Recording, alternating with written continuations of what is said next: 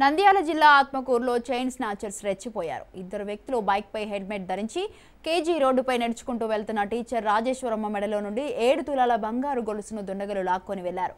దీంతో రాజేశ్వరమ్మ పోలీసులను ఆశ్రయించింది. బాధితురాలి ఫిర్యాదు మేరకు పోలీసులు కేసు నమోదు చేసి సీసీ ఫుటేజ్ ఆధారంగా దర్యాప్తు చేపట్టారు.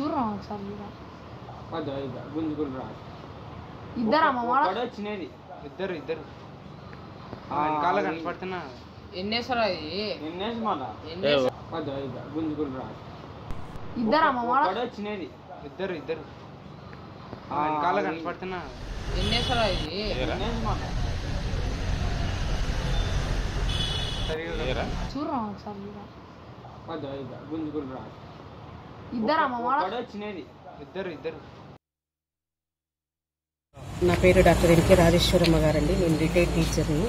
మేము ఆత్మకూరులో పట్టణంలో ఇందిరానగర్లో మేము స్వరాజ్ నగర్ స్వరాజ్ నగర్లో నివాసం ఉంటాము. ఈవినింగ్ టైము ఇక్కడ 7 o'clock మా ఎదురుగా ఉండే సిఎస్ఐ సంఘంలో నేను వాక్యం చెప్పడానికి నేను వెళ్తూ ఉన్నానండి. ఆ సమయంలో మరి నాకు ఆపోజిట్గా ఒక బైక్ వచ్చి ఇద్దరు వ్యక్తులు మరి వెనక కూర్చున్న అబ్బాయి నా యొక్క చైన్ లాగేసుకుని వాళ్ళు చాలా స్పీడ్గా వెళ్ళిపోయారండి.